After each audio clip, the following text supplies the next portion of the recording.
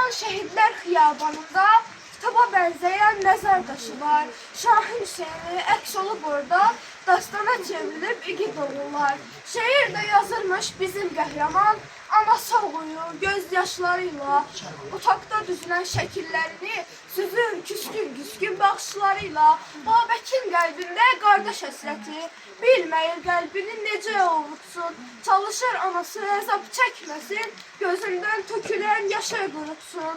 Ne kadar gururlu olsa da əsla, yaranan boşluğu dolduran olmur. Şehirlər elə bir ömür yaşayır, yazılan kitablar dolmur ki dolmur.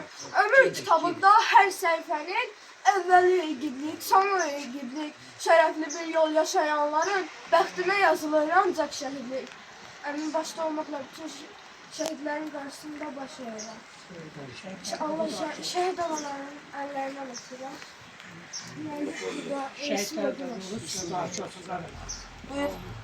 Da geldi dünyaya, gezdi yamacları düzün şahinim. Her zaman hüneri qoçaqlığıyla heyrətə salırdı bizi şahinim. Vətən qoruyurdu, keşik çəkirdi, düşmənə qəlbindən nifrət əkirdi. Qəlbi bizimlədir daima birdir, silinməz tarixdən izi şahinim. Atasız zamansız köçüb dünyadan, heç doya bilməyib qardaşlarından.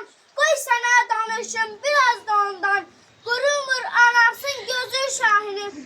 İxlas eylədi əsir torpağı, qaldırdı göylərə bizim bayrağı.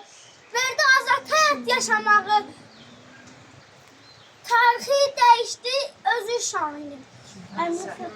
Allah sizləri var eləsin. Bax bu qəhrəmanlar o ocaqda böyüyən qəhrəmanlar.